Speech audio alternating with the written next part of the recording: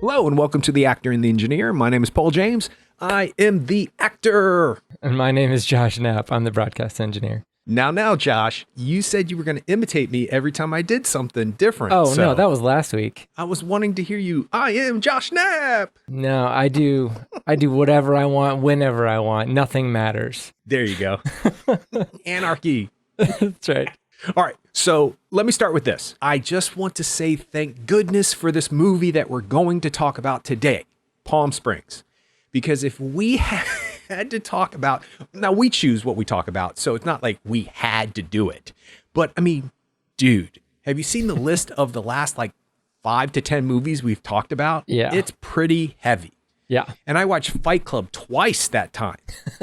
So from Fight Club to the Lodge, the Clemency, the Five Bloods, I mean, it's it's so heavy. So when you had suggested Palm Springs, and there was another movie that we were going to talk about, The Old Guard, which we might still talk about. And it might come up some other places too. I watched that first, and then I told you I was going to watch both movies, and then we can choose from there. And after I watched Palm Springs, I texted you, okay, well, I saw both of them. You choose. And you immediately came back with Palm Springs. And I was like, thank God. Yes. Thank gosh. Yeah. So, I mean, this movie, Palm Springs, I would say, I'm going to go out on a limb and say that it's the best time loop rom-com of the year. So, I don't think that you can get so many of them. Yeah, exactly. I mean, I don't think anybody's going to make another one better than this one this year. But this movie has an interesting story behind it because it debuted at Sundance this year, and they set the record for the highest, most expensive acquisition at Sundance, and it was $17.5 million. But it was actually a little bit more than that. It was $17.5 million and 69 cents, because that was 69 cents more than the next highest acquisition, which was Birth of a Nation, the Nate Parker's film from a few years ago. But when they got that number and when they accepted the number, the producers, the Lonely Island guys, Andy Samberg, of which is one, said that they really wanted to make it. They wanted to make it, a little bit more so that they could have the record, and they specifically requested 69 cents more than the highest record. So, yeah. So these guys are still having fun. But and in fact, when the movie starts, because we both saw it on Hulu, so it got distribution in the United States through streaming rights on Hulu, and then it also came out in a couple of drive-ins this past weekend too.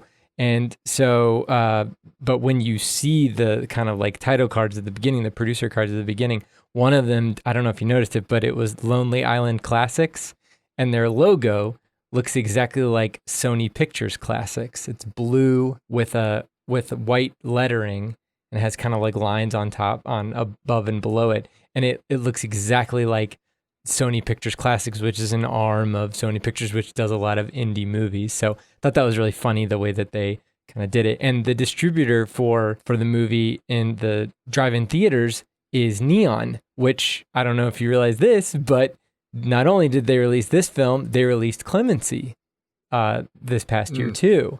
They also released Portrait of a Lady on Fire and Parasite and The Lodge.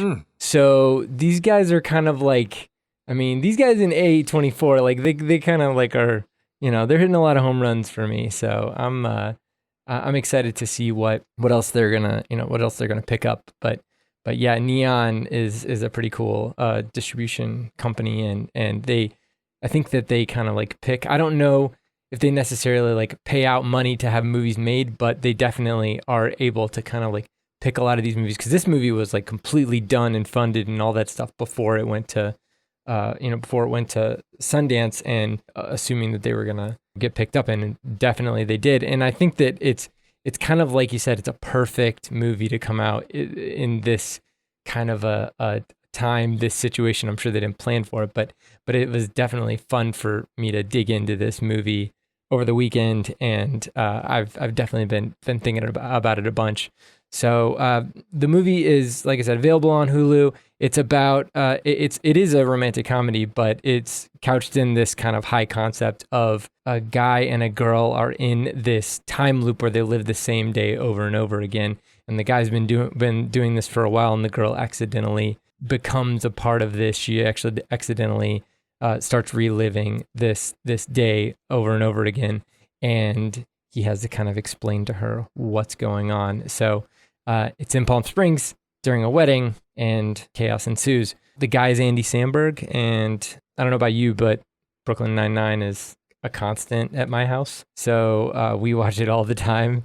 And so we really have a soft spot for Andy Samberg. And Kristen Milioti, when you see her, what do you think about? Well, The Wolf of Wall Street comes to mind immediately because she's a standout in the beginning of it. I've seen her throughout her career, and I know that she was the mother in How I Met Your Mother, and I know that didn't go over as well as everybody wanted it to, but, when you in a sitcom, how do you make it go over?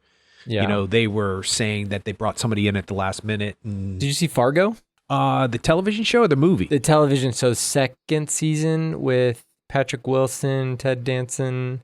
Yes. Okay. Yeah. She was Patrick Wilson's wife who had cancer. No. Yeah. She's good, man. Wow. Yeah, she is very good. Yeah, and I also saw, I don't know if you're all caught up on Black Mirror, but she was in one of the really good episodes, USS Callister, with another Fargo person, Jesse Plemons, who was in that same season with her. Second season. Yeah. So she was in that. So she was in the Mindy Project. So, I mean, yeah, she's been in a bunch of stuff, but I think that they work well with each other, Andy Samberg and Kristen Milioti. And then, of course, you get other people thrown in there. J.K. Simmons you could tell he's just having fun. Like, this guy can't go wrong. He wins an Oscar, and then he's like, go wrong. I'll do whatever I want to do whenever I want to do it. I'll come in for... How long do you think that he shot in this movie? You think he shot like 5 days or something? Maybe, if that. Yeah. If that. See, that's brilliant because you win an Oscar and it means everything and nothing. And that's exactly what it should be. He definitely deserved to win the Oscar that year. No doubt about it. He won everything that year. He deserved it. But isn't this exactly what he would be doing even if he didn't win that Oscar that year? He would just show up and make the movie better. Because when he shows up, you're already hunkered into it. You're hunkered down in it and you're going with the flow and you're like, how is this going to figure out what's the thing, blah, blah, blah, blah. What is separating this from Groundhog Day was the question that kept coming up to me. Yeah. And are they gonna make it meta? Are they gonna bring in Groundhog Day? Are they gonna watch Groundhog Day? Is that part of it? Which they didn't.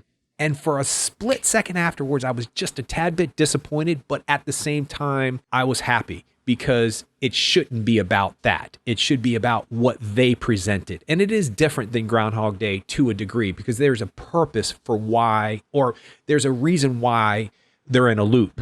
Groundhog Day, you just don't know why. He just is. Yep. So when J.K. Simmons shows up, you're like, okay, I was good. Now I'm going to be even better. And he's an antagonist and he's a threat. Yeah. But it's a comedy. So you're good to go because J.K. Simmons can play all of that stuff. And at this point, we should say spoilers because we don't want to tell anybody anything. There's not a whole lot to be revealed, but we don't want to talk about it without people have seen it, seen it, and it's on Hulu. It's so much better if you don't know anything about it. But I think enough people know that there's some sort of like time travel involved of some kind. Yeah. Well, the poster and or the trailer will give that away. And they don't shy away from saying, hey, we know this has been done before, but this is the trailer for what we're doing now. So spoilers from this point. So just to jump a little further to the end of the movie, and we'll go back, you get that J.K. Simmons scene where he becomes this fully formed human being and your heart just breaks. It just breaks because it's precious and it's perfect. Yeah. And he is exactly the theme of the movie. What you have in front of you is what you should be grateful for having, if it's a good thing. And you should recognize that it's a good thing if it is a good thing.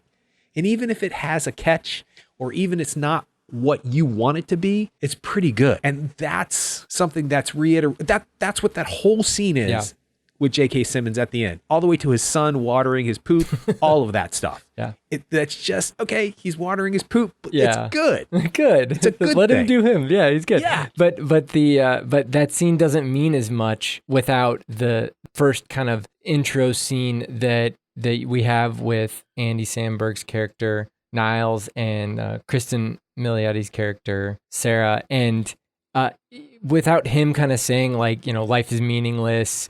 There's no, I mean, he kind of goes through a whole thing, you know, nothing matters. What's the point of living? We have no choice but to live. You know, you have to suffer existence. All of these things, he says those things in his little speech to her.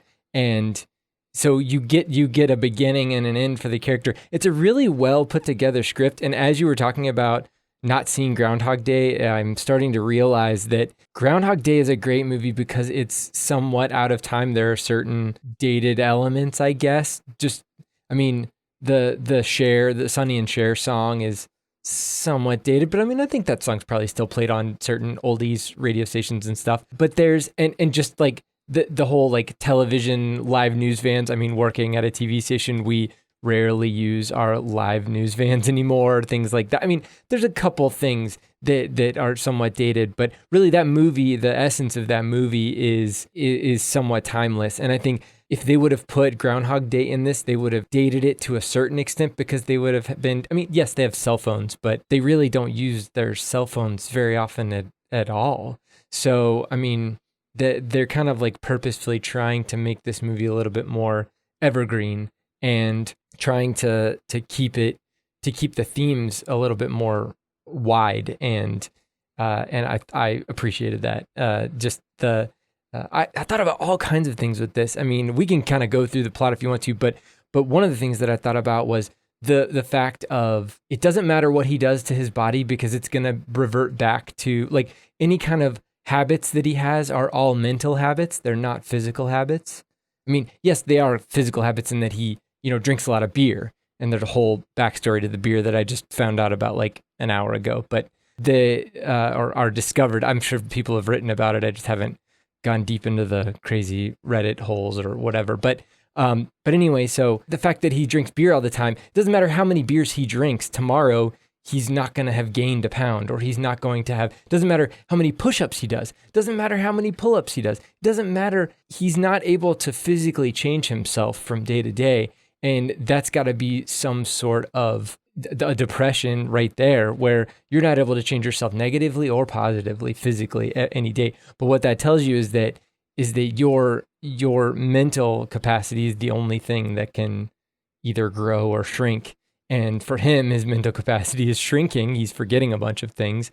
And for her, she takes advantage of the situation of an infinite time to learn or to focus on one thing and just pour herself into that. And it just reminds me, I mean, not me and probably not necessarily you, but for people who were used to going to work every day during this coronavirus period, I'm sure that people have either worked from home every day and felt like the day is exactly the same every day. And so I can imagine that those people may be feeling a similar feeling that this character is feeling, or that these characters, especially the Andy Samberg character, is feeling.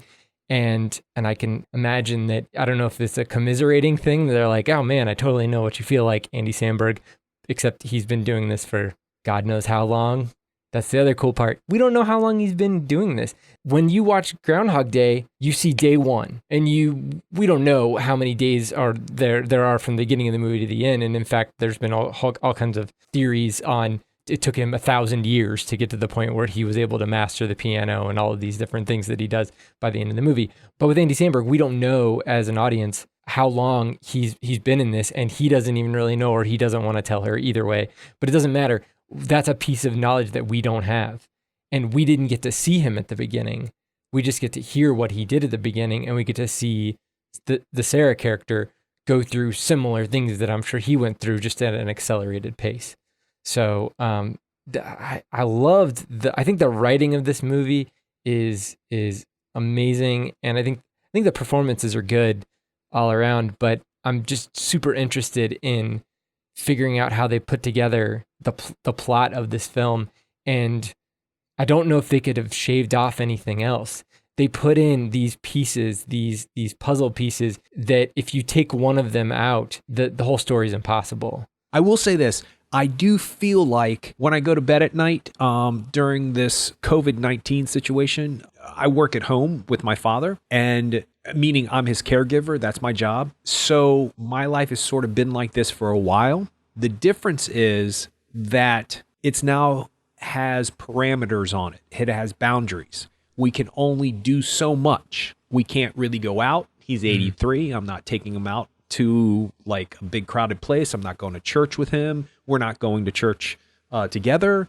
There are things we cannot do. We used to go to physical therapy, tons of doctor's appointments. We actually went to a doctor's appointment today, and I was on edge the whole entire time. Don't touch anything. Don't touch your face. Don't touch anything. Don't touch your face. And I had hand sanitizer spray with me, and we have N95 masks, so we're good. It's just, when the nurse was getting really close, taking his blood pressure, I was like, too long. So I wanted to like mess the air up, just like crazy thoughts go through your head, right? In the end, it's going to be fine. But the point to that is that I do have this Palm Springs Groundhog Day experience, but mine is different. My thought pattern is different. Maybe because I think you're right about the whole Groundhog Day being left out, because not only it dates it, but it also gives Niles an idea of what to do. If he had seen Groundhog Day, he should know to try to improve himself, because that might get him out of this. Or he might learn to play guitar or the piano, or he may have already done that. Savant at something else. Yeah, maybe. And we just haven't seen it. He may have already gone through that. Yeah. Part of the journey. We're just seeing him after all that. But to me, if you had the experience of waking up every day with the knowledge of learning something that you're progressing in, that's something to look forward to. So he probably hasn't done that, Niles that is, because he doesn't seem like he has anything to look forward to other than having a little flirtation with the guy in the pool and drinking beer and whoever he sleeps with that night and whatever, and wearing the Hawaiian shirt to the wedding. He doesn't seem like he's expecting anything different to happen the next day. But he did do that though. He has that whole dance going to the Sarah character after, he takes over her speech. They ask her to speak. Then he's like, oh, I got this. I'll take care of it. He takes over her speech. Everybody's dancing. She's standing off to the side, and he's able to like work his way through the crowd. He knows exactly what everybody's going to do. There's the old guy who is going to fall, and he puts the chair. I mean, that's a choreographed thing. He's learned all of that stuff, and he's trained and prepared himself for that so that he can impress her, so that he can take her to bed. Yeah, but that's not something. Yeah, okay. Which is a valid end result. I have no judgment. And he's looking forward to that. Right. But that's a little bit different than like learning physics. Sure. That's a little bit different than learning classical piano. That's true. And that's a little bit different than learning a different language or learning a new skill or learning something that can make that world better. That scene to me was more Groundhog Day-esque than anything else in the film, showing it wasn't really to impress her per se. It was just I think he's bored. So he has learned all this stuff because it's happened over and over and over again. I wake up every day looking forward to whatever happens the next day with the knowledge that there are borders and boundaries to my life right now. I cannot wake up being disappointed that I haven't auditioned for a play because there are no plays to audition for. I cannot wake up being disappointed with missing a movie in the theater, not because we have a ton of movies that we're going to talk about, not because it's Oscar time and I have a limited financial backing to my movie watching. There are no movies to go and see. There's nothing to be disappointed about in your borders and boundaries. So in a way, we're all on the same level. We're all on the same plateau, if you will. So for me, if I knew the next day was going to be exactly the same, and maybe because of seeing Groundhog Day, I would probably try to learn something that would improve my life, because what else would you do? I mean, how many people said they were going to learn to play an instrument during this COVID-19? How many people said they were going to learn a language? Watch me raise my hand. I've done neither. Now, granted, there are other things that I have done that I said I would stick to. They're really superficial, but, like making sure my teeth get really clean and that kind of stuff. But it's worked, and they're really bright, and they are shiny, and there's a couple stains that they said would never go away that went away. But that was a small goal. to read more books. I mean, they're small goals. I'm not learning Portuguese. But the point is that he never wakes up with the knowledge that he can do anything. The fact that I could eat whatever I wanted to eat that day and not worry about my weight or breaking out or another stretch mark or another skin whatever is thrilling to me. So the fact that I could sleep with anybody, he makes it very clear he does sleep with anybody. He is opened, with no pun intended, to all experiences in this movie. That thought to me would make me kind of like hyper about waking up the next day. There are no ramifications. If you slept with somebody and he or she thought it was more than what it was and you misread something, now there's a fine line there. You have to be careful because you don't want to step over and start manipulating the situation just to get what you want. But Illy would do that on a regular basis anyway, to a degree. What I'm saying is that if you misunderstood and he or she thought this was something more than it was, and you're having a conversation where you thought, oh my God, I thought this was just sex, I would be sympathetic to that person's feelings. But the whole entire time I would be thinking, okay, be kind, Paul. Don't be mean to this person. They thought it was something that it wasn't. Be gentle, be kind, give them a cuddle. Drink a glass of wine with them, let them fall asleep, and then the next day you won't have to worry about that because you're going to wake up in the same day again. You just don't go for that person the next time. So for me, that's thrilling. Yeah, maybe the first 1,000 times, but then what after that? I don't know, dude. I am a mono eater. I could eat the same thing every day. I am a mono participant. I can watch. How many times did I tell you I watched The Breakfast Club? 38 times, dude. I can watch the same thing over and over. If I like it, can you imagine the amount of Shakespeare you could learn? The amount of monologues you could learn? Yeah, who are you going to share that with? Myself. Yeah, well, I mean, that's the other thing is that you kind of like started off a lot of this by saying, you can make the world better, but really that's the key is in his situation, he can't make the world better because no one else in his world he can make the world better for that day and that's it. And then he starts back again. But I think that you can look at that two different ways. You can look at that in a way that like it's pointless. And this is where he is at the beginning of this movie, where it's pointless and there's not even really any reason. I mean, he completely just pieces out, doesn't even go to the wedding half the time because, what are they going to do? Well, they're not going to find him and then he's going to wake up the next day. It's going to start all over again. But then at the same time, those people in that day they're not necessarily counting on him, but he has somewhat of a responsibility to be there at that wedding, and he may make people's lives better by being there.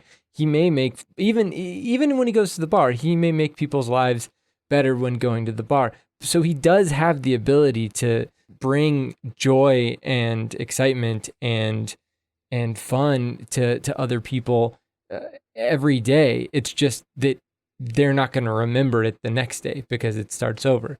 So there's just different ways to look at it. I think you can look at it in a macro way or a micro way where everything is meaningless because tomorrow means nothing. There is no tomorrow. If there is no yesterday and there is no tomorrow and all there is today, that can be a good thing or that can be a bad thing. And I think that's kind of the arc of this movie is that by him seeing her and by him at least having her with him and them being able to grow together in the small amount of time that they were together. Well, I don't even know how long. They were together long enough to develop an elaborate dance and go in and dance bomb the bar. So I thought that was awesome. So that had to take, I don't know, a week or two at least. But yeah, so they go through all these things, and yeah, I think that's one of the big themes of the movie is that they're trying to say that you do affect other people every day of your life, but maybe it's hard to see each day as a thing when you've got however many years under your belt. Yeah, she makes him see certain things, and then he, of course, helps her by the end too. Well, I want to interject. I don't know exactly how you extracted from what I said that I wanted to help the rest of the world. You did say that, but that's okay. I guess I was thinking so self-involved that I wasn't really thinking about saving the world. I was thinking about self-improvement and what, you're not going to die. Yeah. You know you're going to have, I mean, it's the same day. So what? I mean, they drive all over the place. She drives to Texas. I was just saying that the idea of not having the responsibility and the ramifications of what you did the day before, not that you would go and be a bad person, but even if you were a bad person, what would it matter? Sure, yeah. Other than you could try anything. Yeah, I mean, self-improvement or self-reflection. Other than that, it's pretty much you know you're not going to die, and you can live a lifetime in a day. And I've learned that moments, simple 20-second moments, are more powerful than years of my life. And I've often said that about, especially being on stage. But then again, you know, you do have that thing where you're never going to see your kids grow up, and he's never going to get married, and he's going to be with this girl. Niles is going to be with this young woman for the rest of his life, whatever you want to call it. So I could see where it could start to warp your brain. And that's where we have to take the movie from, because that's obviously where Niles is when we start the movie. But to me, it's kind of thrilling, maybe because it's new. Mm-hmm. I think that when Sarah wakes up the first time, I think she's more freaked out by the fact that the day is happening again, not understanding it, than trying to see the good of it. Of course. Which I don't know if you can, you know. I've got like just the first time that she wakes up, first of all, the way that they set up that cut structure where he wakes up the next morning, he's in the pool, and then she comes out and throws a bunch of beers at him, and then they do a flashback to her and what she went through. That comes back later in the film where she's just gone for that long stretch of time, and then it flashes back to her.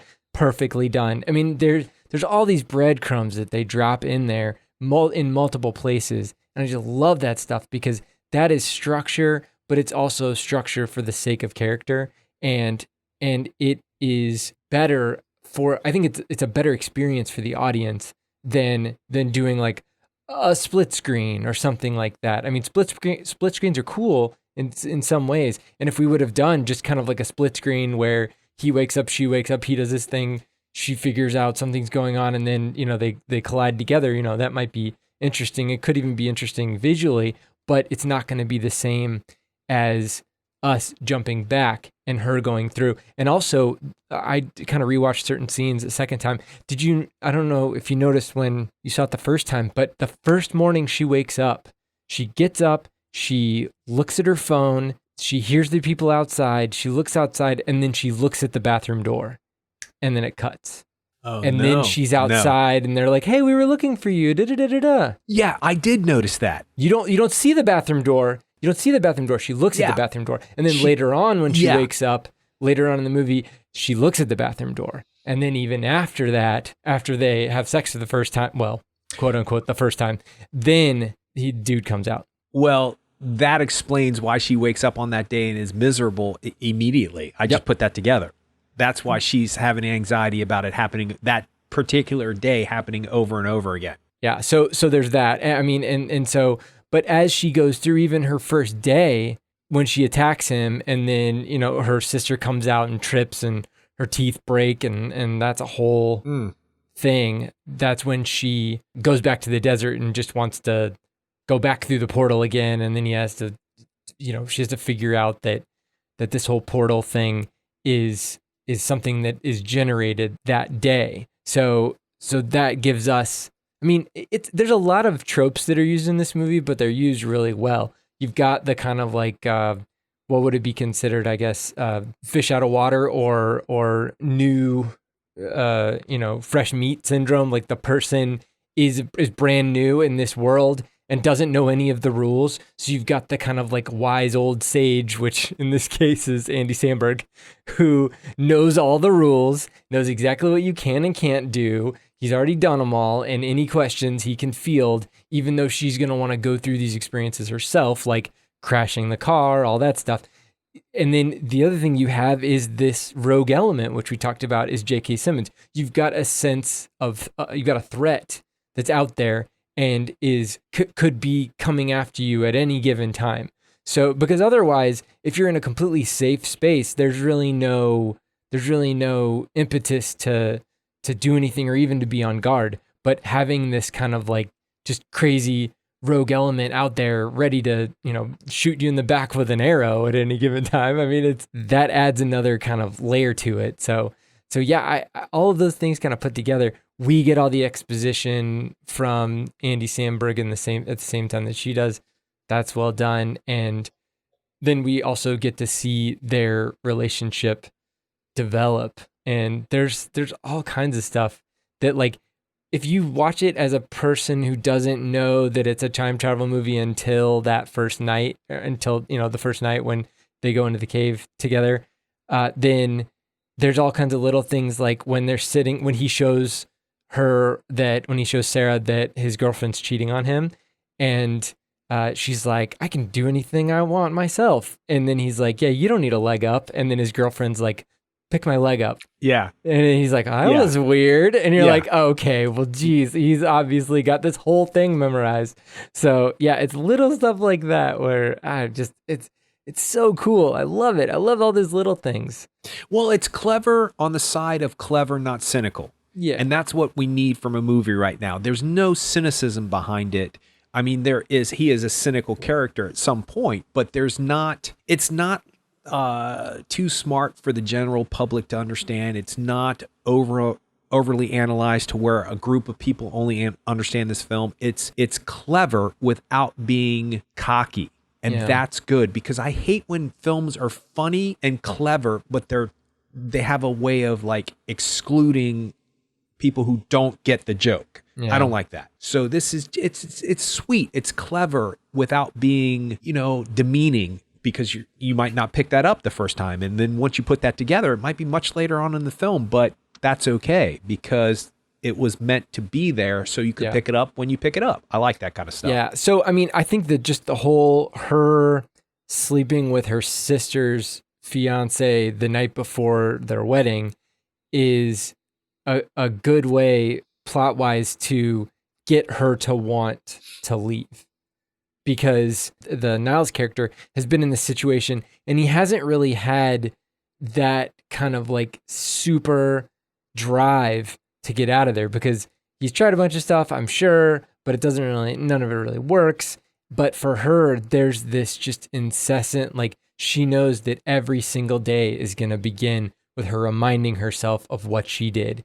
And that right there lays the groundwork for what comes later, and gives her that drive to go to the diner every day and learn all of these things. And but I do think that the thing that kind of tips her over the edge is the fact that they had developed this relationship, and then that whole like J.K. Simmons as the trooper scene where it's the day after they sleep together and she's standoffish because she slept in late, and then she was actually confronted by the guy, and that was just like the last straw for her.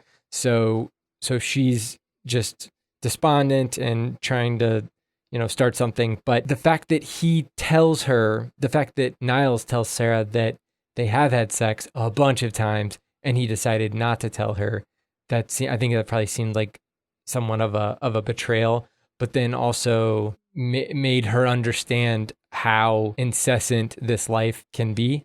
And she probably just had absolutely no hope at that point, I think. And then it was just like things stacking on top of each other all got to the point where she couldn't go any further. But yeah, that's a good kind of like, what would that be, like end of the second act type of a thing? In a screenplay structure, you have to have that like big conflict. That's the big conflict. And then you work your way back to the final resolution.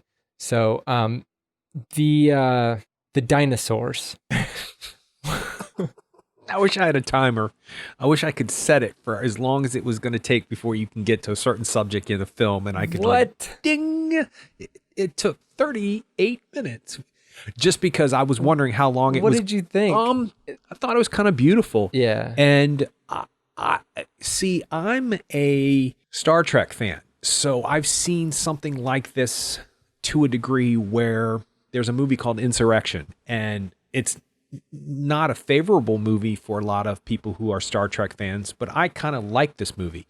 And I actually read the book based on the movie too. So that'll tell you something. There's a moment in there where Donna Murphy, who I love, Broadway star, also movie star, but Broadway star, she's talking to Patrick Stewart and she kind of slows down time. And you see this hummingbird, and the hummingbird slows down its wings because time is standing still. And he goes, "How are you doing this?" And actually, I just realized what I said earlier. I'm ripping off of this because I'm starting to realize when I'm getting older in my life that nothing ever originally comes from me. Everything has either come from a play or a book or a movie. Everything. I was watching some movie the other day and I was like, son of a bugger. I think I've been saying that my whole entire life because I heard it in this movie and it's become part of my like language to the where I thought I made it up. But nope, it came from that movie.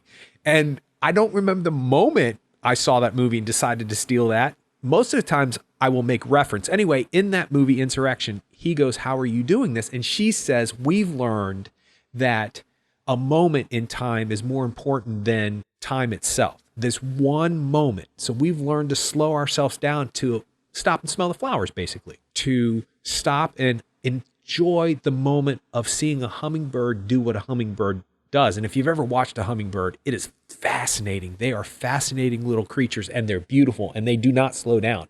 And if you ever catch one still, it's amazing because they just don't. So the point to all that was when the dinosaurs happened, I just accepted it because I'm used to suspension of disbelief. And if they saw it in this movie, there has to be a reasoning why they're seeing it, or reason why they're seeing it. And at first, the little bit of realism starts to come in and starts to go, well, how are they seeing dinosaurs? What are they tripping? They're seeing, they do say they're on good shrooms. Isn't that the same night? Mm-hmm. Is that the same night?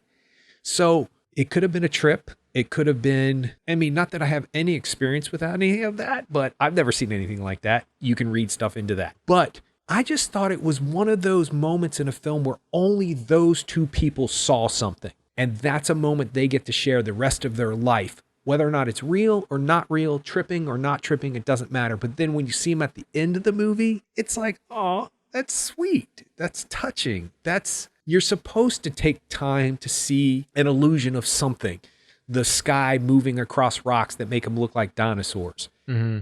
You know, clouds that look like dogs. And somebody goes, "Oh, that looks like my favorite dog." And what kind of dog? It's a German Shepherd. And you're seeing the exact same thing that the person's seeing in the cloud. It's one of those moments. So I thought it was sweet. And you're in a time travel movie. Yeah. What are the rules? Yeah, I think that I mean, you're right. It is the stop and smell the flowers. And it's also the, you know, how many days has Niles gone through this? How many thousands, millions of days has Niles gone through? Who knows? But this one day, he saw a brontosaurus or two brontosauruses with her. They got to experience that together. And that's probably never going to happen again. I mean, that is the kind of like every day is, even though every day is the same, every day is different. They're boiling, in this movie, everything's getting boiled down to its essence. And even the fact that it's November 9th every single day, and there's going to be a wedding every single day, it's still different every single day. So that can tell you that there are infinite possibilities. And that's the other thing I think that this movie is trying to drive home is that not only are there infinite possibilities for a single day, there's infinite possibilities for people's lives. But they do talk about when she's talking back and forth with one of the quantum physicists that she Skypes with in the diner, she talks about indeterminism and indeterministic theory, I think. And that's kind of like the opposite. Well, there is a thing called determinism, but it's obviously the opposite of that. But it is using quantum theory and all of these things. It says that really there's no way of being certain that a particular thing is going to happen. So and I took quantum theory as a part of my electrical engineering degree. We did have quantum theory classes in our physics classes and things. And some of the things that kind of stuck with me are the fact that obviously every molecule is moving. Like every every atom is moving. Every atom is kind of shaking and shuddering, and the molecules made up of atoms are moving. And a table is made up of those molecules. And what if I hit the table? Every time I hit the table, I'm going to feel that table, and my hand is going to be stopped by the surface of that table. But there is a possibility. It may be so small that you can't even write it down on a piece of paper, but there is a possibility that my hand can go through that table. And it probably will never happen to me or you or anyone you know or anyone who's ever lived in the world ever. But there is still a possibility that that can happen. So I think that the dinosaurs are one of those examples. And just the fact that this whole system is one of those examples. There are wormholes. They do exist. There are things that we can't explain out in space specifically. But in this case, in this movie, they've decided to have this kind of like self-contained wormhole, essentially, where she talks about how it takes 3.2 seconds to go from the end of that back to the beginning. And it's kind of, I think it's kind of like a Ferris wheel where you can get on the Ferris wheel and then you can go all the way around, you go to the top and you go back to the bottom. And if you never figure out a way to get off the Ferris wheel, you're just going to be on the Ferris wheel for the rest of your life. You're just going to keep going around in circles and circles and circles. And each day is a circle. So that was her whole deal, was we got to get off this Ferris wheel. We got to figure out a way to get off this Ferris wheel. Now, the science probably breaks down at that point, but I can see the kind of like the kind of thing that they're trying to do. And now as well, when I will bring up the beer again, did you notice they were drinking the same kind of beer all the time? Yeah, I was wondering about that. You can't tell what it is. Yeah, it's fake beer, right? Well, you can't tell what it is, but in the bar, there's a sign, a neon sign for the beer. And the neon sign says Akupara Cerveza. So Akupara is a reference to a Hindu proverb talking about this world turtle. It's like a Hindu myth. There's a thing called an Akupara, and it's a world turtle. So they were trying to figure out, I guess, in Hindu mythology, how the world was held up. Like, you've got the ground, right? But what's below the ground? What's actually holding the ground up? So they theorized that it was these 4 huge elephants. And the 4 huge elephants had to be on something. So they were on a giant turtle. So you can imagine the world being held up by these elephants standing on a turtle's back. So this is like a massive turtle. And so then the next question would be, what's holding up the turtle? Well, it would be a bigger turtle. Okay, so what's holding up that turtle? Well, an even bigger turtle. So then that's where the phrase, I don't know if you've ever heard of this, but that's where the phrase turtles all the way down goes. Have you ever heard of that? Mm-mm. Well, anyway. No. So that's a reference, I think, to something they call infinite regression, which is like, it doesn't matter how far you go into something, it's just going to keep getting more and more complex. So that's a reference. That beer is a reference to that whole kind of theory. But it's just beer, so you don't have to like read into it that much. But then if you do decide to look into it, then it goes a little bit deeper. But over the last 6 years of doing this podcast, have you not noticed that the films that are the ones that we are the most entertained by define entertainment by any way you want to? Either it touches you, it makes you feel an emotional reaction, it angers you, it frustrates you, it scares you, it makes you feel good about yourself, it makes you feel bad about yourself. All of those movies are layered and textured with these things that they're not just beer. That beer is purposeful. And that adds to this feeling about a movie that makes a movie good. At least good in the standard of allows me to be entertained for 2 hours. If that's escapism, if that's allows me to work through some of my own personal problems, so forth and so on. By the way, side note, it's the power of the chud that is what gives the kids the power to take on it in the story It. And the power of the chud is represented by a big turtle. So the turtle motif has been used throughout, and I've heard a lot of things about turtles in stories. So I find that fascinating that's in there. And you were saying something, and I can't remember what it was now, that I thought was really interesting. Was it about infinite regression? Well, that's fascinating to me because and I guess maybe because I have an artist background and I hung out with a lot of theater people who like to explore and analyze things and partake in things.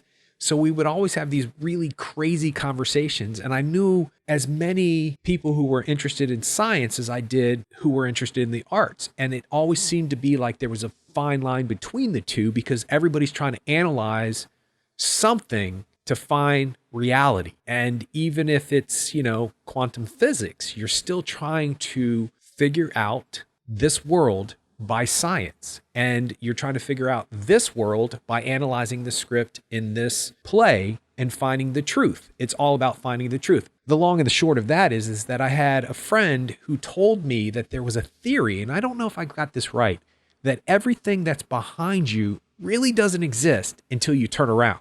And I was like, what? And I don't know if he was messing with me, if he was, who knows what the theory is or why he was trying to tell me that. But I've always been fascinated with the whole idea of parallel universes, the whole idea of rabbit holes.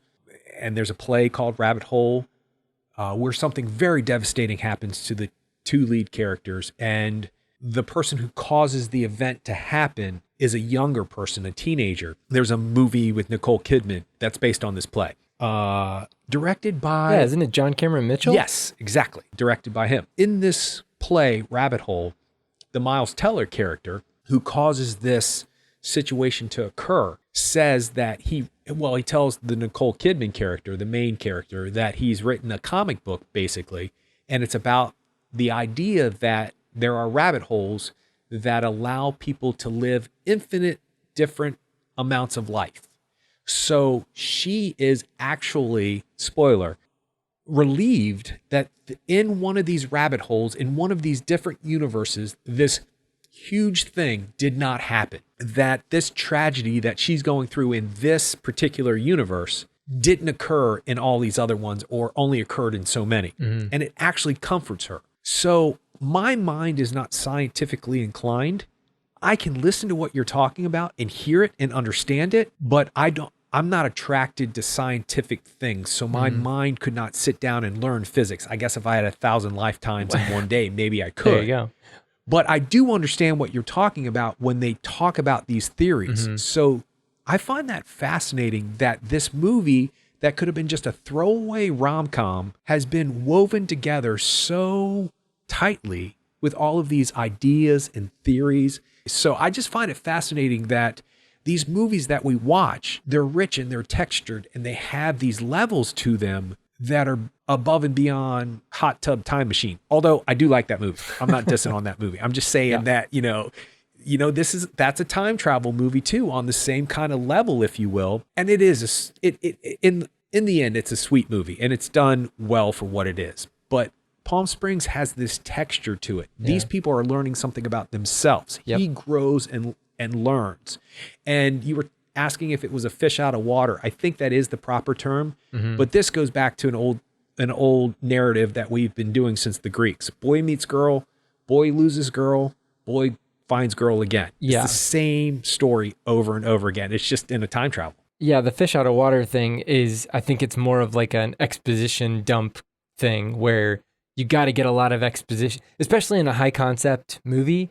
There's all these rules that nobody knows when they go into the movie. So how do you get those rules out to the audience? Well, fish out of water is a good way of doing it. But back to you kind of touched on the multiverse, and he does comment, Niles kind of comments on the multiverse. He's like, oh no, I've never heard of the multiverse before. Yeah. And it's like, okay. But when you think about it, every single day that they live is another universe. We can go back to it's probably in most people's top of mind is Avengers Endgame, where they have to go through and they have to clear out some of these strands. I mean, they do it in Back to the Future too, and there's other places they do it too. But really, every single day for Niles is another universe. It's another spur that goes out, and and creates the day that her sister came out and broke her teeth. She's going to live the rest of her life with teeth that were broken. I mean, they'll get glued back in or whatever, but that version of her sister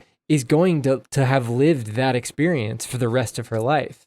So that brings up all kinds of different things, that anything that he does is actually could potentially affect all of the other people around him for the rest of their lives.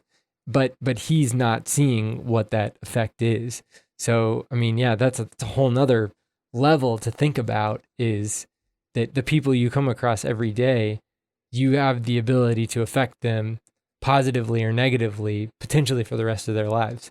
So, I mean, that gets real deep real quick. So the end of the movie, she figures out a way to get out by doing the explosion, but really that gives us the scene where they're able to kind of come back together. And I think the themes of the movie, he kind of starts with talking with Roy and trying to see what Roy has and comparing himself directly to Roy. And the line, one of the big lines in the movie is Roy saying, "You got to find your Irvine." And he says, "I don't have an Irvine." And then Roy says, "We all have an Irvine." So he's trying to figure out a way to get him to come to terms with what his life is, and a way to move forward, because he's been stagnant this whole time. And so had Roy, until he got crushed in the legs by Sarah. So that actually, Sarah is kind of not only the person to get Niles out, but also the person to get Roy out, because Roy is actually, apart from his despair, when he's meeting with Niles at his house. Like, he's come to terms with his life and with his future without ever thinking he's gonna leave. And he's living a productive life, even though he's living the same day over and over again. So he's trying to get Niles to that spot, but turns out that they figure out a way out. But so we also get his line where he's at the bar right before he, runs after the girl. He chases the girl. The classic Little Women scene that did or did not happen, I guess. I don't know. But and so he's saying all of this like super deep stuff to the bartender and Dale Dickey, who she's been in a bunch of stuff. I love her. Me too. I love her. She's so naturalistic. I love her. She's in that, we did a whole podcast on people just like, they just are not, they're just real people. Like, and it doesn't matter what character she plays, she just lives in it. So she's great. But he says to Dale Dickey, "I've felt everything I've ever feel, so I'll never ever feel again." And it's like, oh my gosh, that seems extreme. But what it ends up coming down to is he hasn't realized until like right pretty much at that moment that he'd much rather, he kind of comes to terms with what he says to Sarah at the end, is that he'd rather die with her than live another day without her, which is a very sweet thing to say. I mean, it's a great button to that. But I think that is a representation of love, and I think that is it codifies kind of what, I mean, I don't know, it codifies what I feel for my wife and what I hope people feel in relationships, that it's like, we're in this together, and you don't have to be living the same day over and over again together to get that, I hope. So yeah, I thought that was a sweet way of ending it. Well, I just like the fact that you have taken from it what I think the filmmakers meant. And we need to mention the director's name, Max Barbakow, and you have the writer's name in front of you. Yeah, Andy Ciara. These guys have worked together before, but this is their first feature together. Yeah, I think that there are people out there who are going to roll their eyes at the "I'd rather die with you than, not live another moment without you," that kind of stuff. I mean, people are going to roll their eyes at that, because that is definitely a movie moment, and that's, the world is a very cynical place, and people who don't have the ability, also people who aren't married to your wife probably, because she's like perfect, like for real, and she's beautiful, and she's sweet, and she's kind, and she's just the best. So it might be a little bit easier for you to like see that moment as sweet, and might be a little bit harder for other people to not see it. But I'm just fortunate to be surrounded by people who see those moments in their life, and that you see the hummingbirds, you see the dinosaurs, you see, and you stop and you smell the flowers, because in the end, no matter what happens, I will be able to say, I at least tried, and I at least tried to see the hummingbird. I at least tried to slow the moment down. And whether or not I do or don't, I'm trying. And that's why when I go to bed at night and I'm in Groundhog's Day, which we are in Groundhog's Day, for real, I can't wait on some level. Now, this hasn't always been like this, but just in the last, I'd say, decade of my life, I've realized that when I was a kid, I would go to bed every night with this anticipation of what the next day would be. And of course, you know, when you go to bed on Christmas Eve, if you celebrate Christmas, you go to bed with this exuberant anxiety because you can't wait for the next day. And there is that throughout your whole entire childhood. You wake up the next day, you're going to go to the pool. You wake up the next day, you're going to go and play soccer, whatever it is that you're looking forward to as a kid. And I realized about a decade ago that I don't have that feeling anymore. I wake up every day having to get through the day. And then something just triggered in me where I now go to sleep every day because I think to myself, if I don't wake up tomorrow, what movie am I going to miss? What book I have not read? What play will I not be exposed to? What part will I not be able to audition for? And the fact that I can go to bed every night thinking to myself, I'm looking forward to whatever that is a good place for me to be. And I think that people who are in that place, or at least for me, I went, oh, when he said that in the movie, I was like, oh, that's sweet. Like, I want someone to say that to me, but I also want to say that to somebody. And luckily in my life, I have. And I have been surrounded by people who get that. So if I never get to have that, and I said that once to a friend of mine, I was like, where's my movie moment? He's like, yeah, movie moment. You need your movie moment. But what I realized about a decade ago is my whole life is filled with movie moments. I just have to recognize it. You know, I just have to see it for what it is.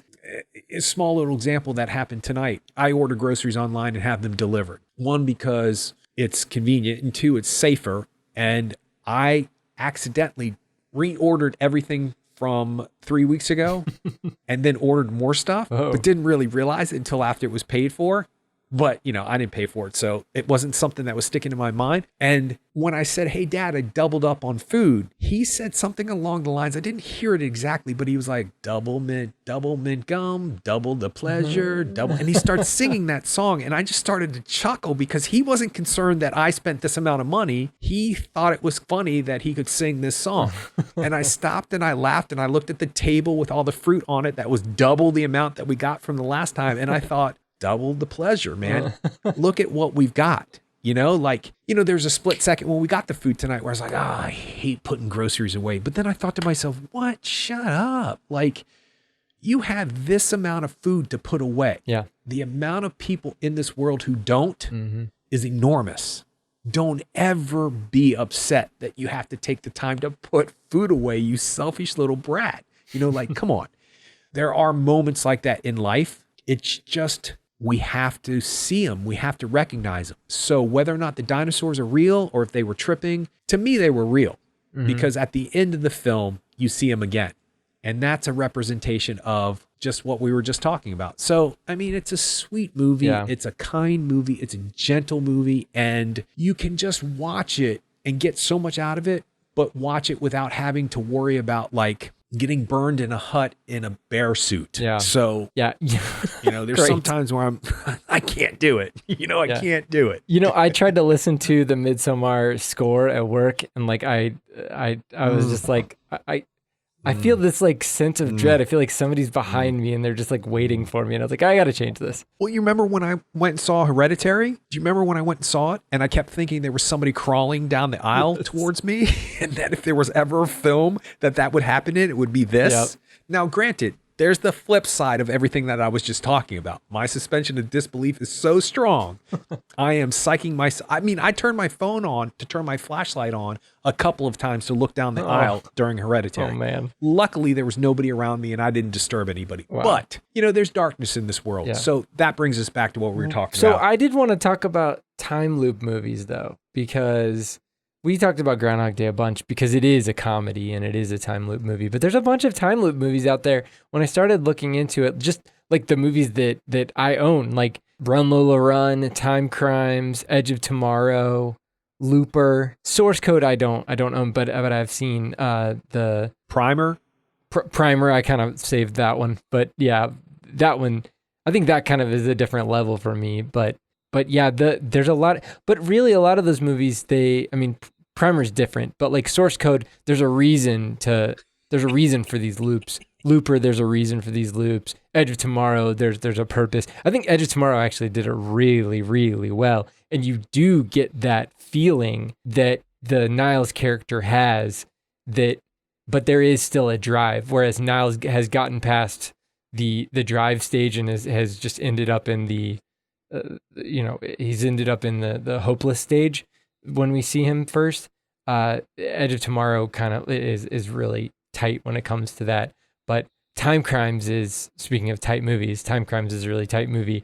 But that one is more of an intellectual exercise in construction as opposed to really delving deep into the soul and figuring out true emotions. But have you ever seen Happy Death Day? No. That is also supposedly like a loop thing where a person is living the same day over and over again. Now, I don't know much about it, but I have heard it's a very good horror movie, like structurally, and not just like to me, when I would see like the poster or whatever, I was just kind of like, oh, it's just another one of those, one of those cheap knockoff horror movies that you just like, they spit out 20 of them a year and no big deal. But from what I've heard, it's actually pretty good, and it's got a sequel that is supposedly decent too. So I'm at some point I'll probably check that out. But yeah, I was kind of amazed when I actually went through and looked at all of these. Not specifically, I mean, they're not like time travel. These are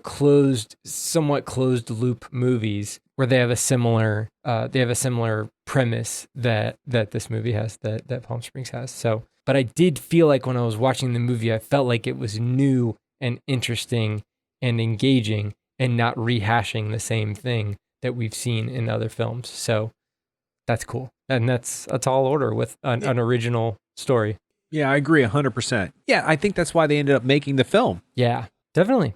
All right, well, you can check us out on the web at actorandengineer.com. You can go to facebook.com/actorandengineer. You can tweet us at actorengineer, and we'll see you next time.